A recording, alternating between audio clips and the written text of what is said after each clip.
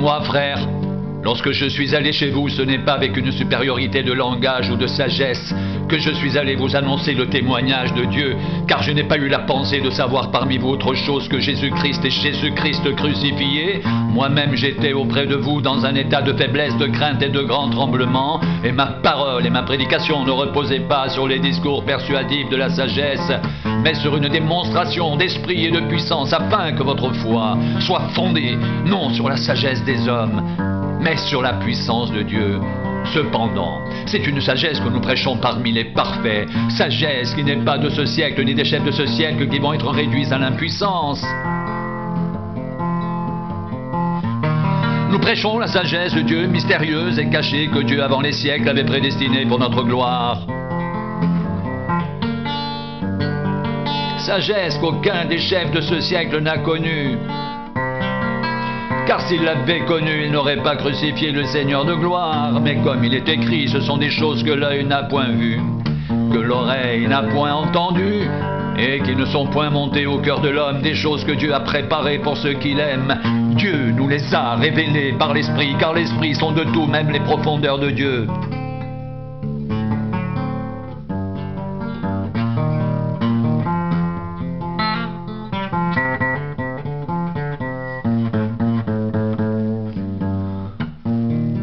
Qui donc, parmi les hommes, connaît les choses de l'homme, si ce n'est l'esprit de l'homme qui est en lui? De même, personne ne connaît les choses de Dieu, si ce n'est l'esprit de Dieu.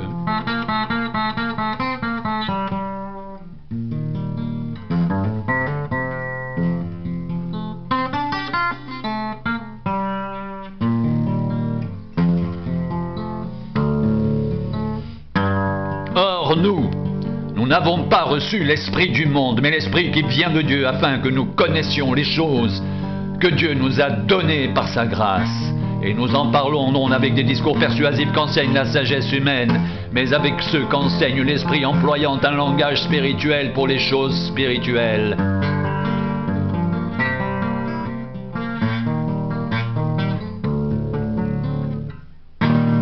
Mais l'homme naturel n'accepte pas les choses de l'Esprit de Dieu, car elles sont une folie pour lui.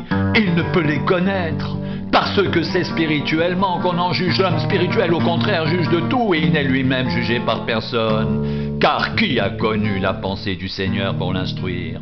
Or nous avons la pensée de Christ.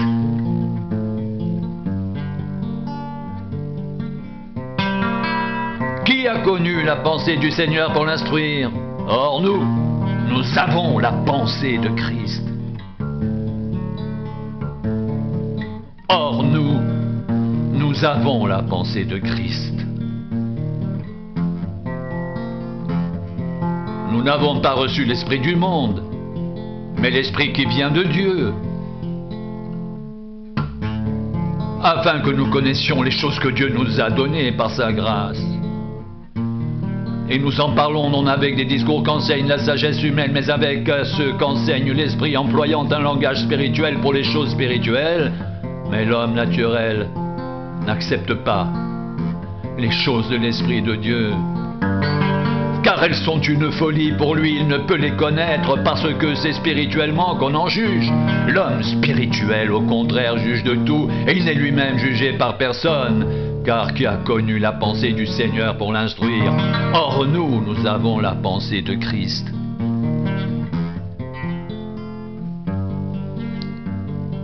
C'est une sagesse que nous prêchons parmi les parfaits. Sagesse qui n'est pas de ce siècle, ni des chefs de ce siècle, qui vont être réduits à l'impuissance.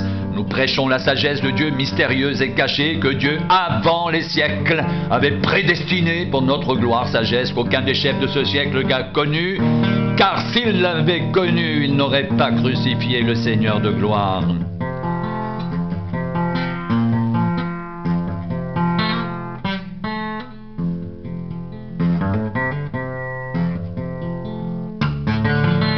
Comme il est écrit, ce sont des choses que l'œil n'a point vues, que l'oreille n'a point entendues, et qui ne sont point montées au cœur de l'homme. Des choses que Dieu a préparées pour ceux qu'il aime. Dieu nous les a révélées par l'Esprit, car l'Esprit sonde de tout, même les profondeurs de Dieu. Car l'Esprit sont de tout, même les profondeurs de Dieu.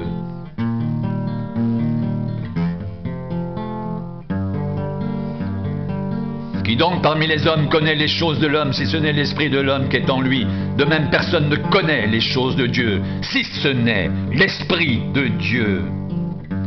Or, nous n'avons pas reçu l'esprit du monde, mais l'esprit qui vient de Dieu, afin que nous connaissions les choses que Dieu nous a données par sa grâce, et nous en parlons non avec des discours qu'enseigne la sagesse humaine, mais avec ceux qu'enseigne l'esprit, employant un langage spirituel pour les choses spirituelles. Mais l'homme naturel n'accepte pas les choses de l'esprit de Dieu, car elles sont une folie pour lui. Il ne peut les connaître parce que c'est spirituellement qu'on en juge.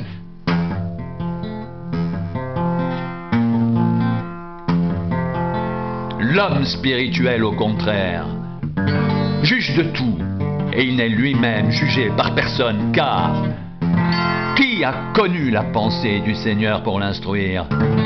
Or nous avons la pensée de Christ. Or nous avons la pensée de Christ.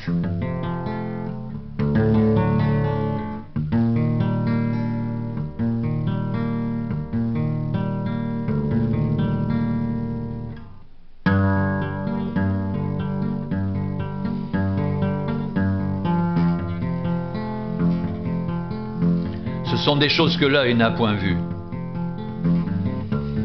que l'oreille n'a point entendues, et qui ne sont point montées au cœur de l'homme.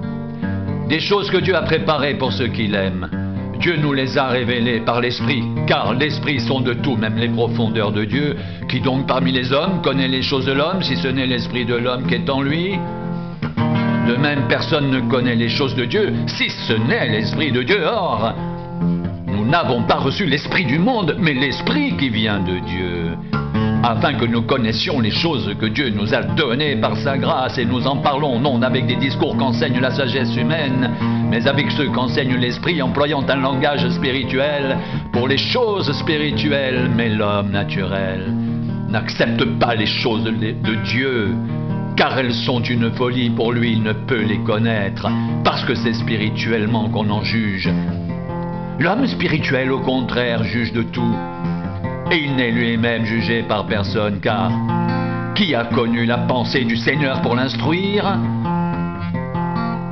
Or, nous avons la pensée de Christ.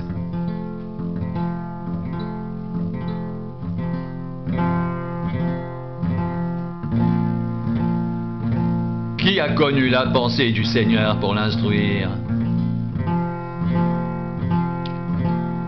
Or, nous avons la pensée de Christ.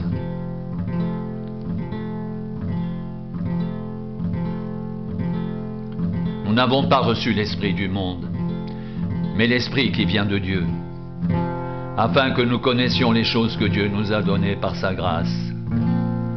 Et nous en parlons non avec des discours qu'enseigne la sagesse humaine, mais avec ceux qu'enseigne l'Esprit, employant un langage spirituel pour les choses spirituelles. L'homme spirituel, au contraire, juge de tout, et il n'est lui-même jugé par personne, car qui a connu la pensée du Seigneur pour l'instruire?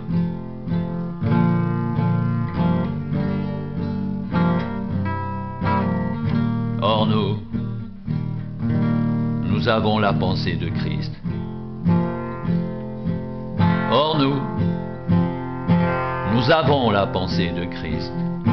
Qui a connu la pensée du Seigneur pour l'instruire? Or nous avons la pensée de Christ.